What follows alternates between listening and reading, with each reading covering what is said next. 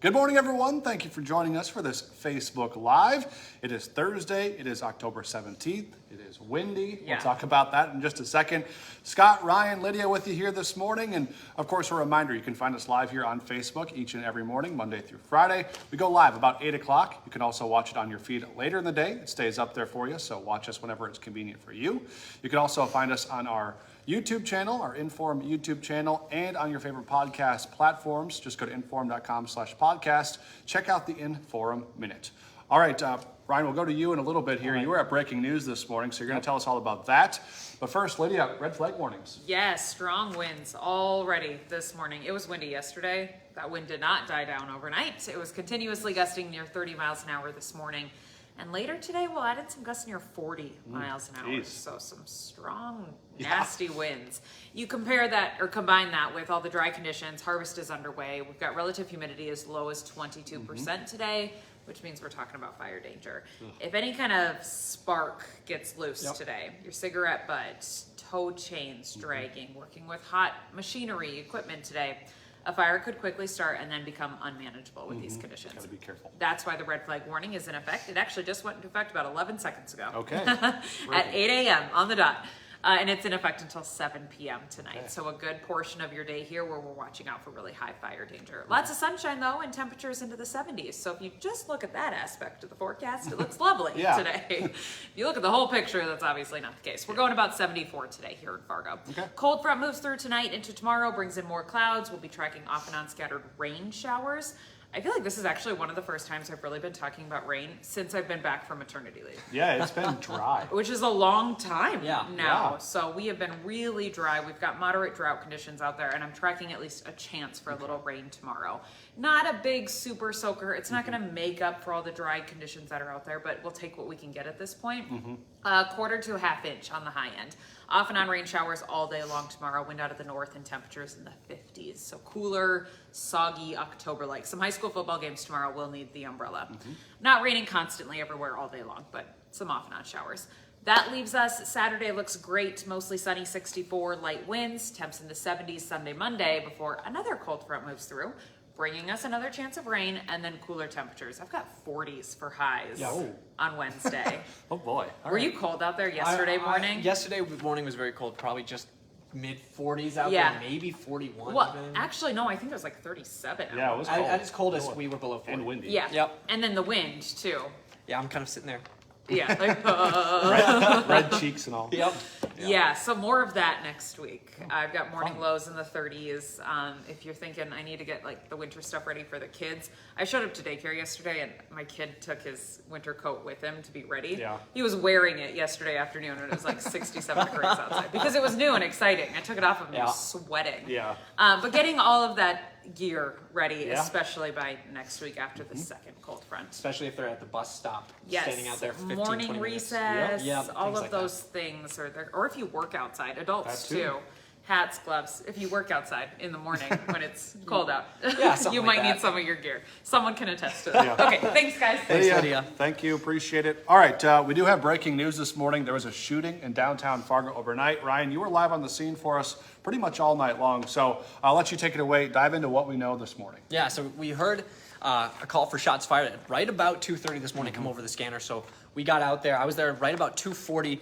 We saw a lot of police. We saw fire. We saw ambulance. They loaded a man up into a stretcher, took him to an ambulance, which then brought him to a hospital. We now know he has serious injuries, and he's still at the hospital now being treated for those injuries. We also know that police found him on the sidewalk between the RDO building and Sammy's Pizza. Yeah. An eyewitness actually was there, witnessed the shooting, and ran over to help the man. The eyewitness saw the suspect peel away after hearing the gunshot, and then he actually took off his own sweatshirt and put it on the gunshot wound right on the man's chest. The witness said that you could see that the bullet had gone through his chest and exited from the armpit, so possible damage there. So it was very serious. Police stayed downtown for probably about an hour. They had caution tape up about 2 blocks right outside the RDO building, kind of across from Boss's Pizza and Dempsey's. And then they searched the area with with flashlights, excuse me, for probably that full hour. They were searching across the ground, looking into bushes on the walls. I imagine any sort of evidence, maybe Yeah, shell yeah. casing, bullets, things like that. So then now what we're trying to wait to find out is who the suspect is. We're pretty sure that the suspect and victim were known to each other, so police don't believe there's any danger to the public. But we're still wanting to know the victims' Sure. circumstances, how they're doing at the Yeah. hospital right now. We don't know much. Unfortunately, if that victim is to pass away, then this investigation then becomes a homicide Yeah. investigation, takes it up a notch, makes it a little bit more yeah. serious. So we're watching that pretty closely, still hoping to find out maybe an identity for the suspect. But yeah, very active scene downtown. It was pretty busy this morning. Yeah, no suspect in custody just yet, so Correct. that's a big part of this. And then, of course, what happens with the person that's in the hospital. Yeah. So things we're going to keep tracking, of course, for you throughout the day on WDAY News. So stick with us. We'll have the latest updates at 11 o'clock, plus probably sound bites from that witness you talked to this morning. Yes. Crazy story there. Yeah, So, the interview with the witness was pretty shocking, some pretty crazy information, so worth listening to for sure. all right. Also, we had breaking news this morning about some power lines, power poles specifically, that were snapped. We're told by Xcel Energy that it happened by 2 apartment buildings kind of in the area of 2nd Avenue and 18th Street South. At one point, about 38 customers were reported to be without power. 2 power poles were knocked over. The lines were laying on the ground.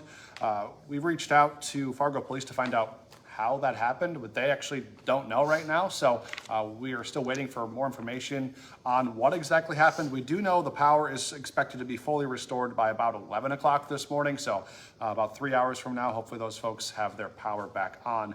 But of course, once we find out how it happened and that sort of thing, we'll let you know as well. Yeah, I'm very interested to find out how that happened. Those were pretty significant. Yeah, they're thick not power small. pole- No, those don't So- just fall over. So pretty interested to hear how that went Absolutely. about. And see, also today we have NDSU volleyball tonight ahead of the Dakota Marker football game on Saturday against SDSU this weekend.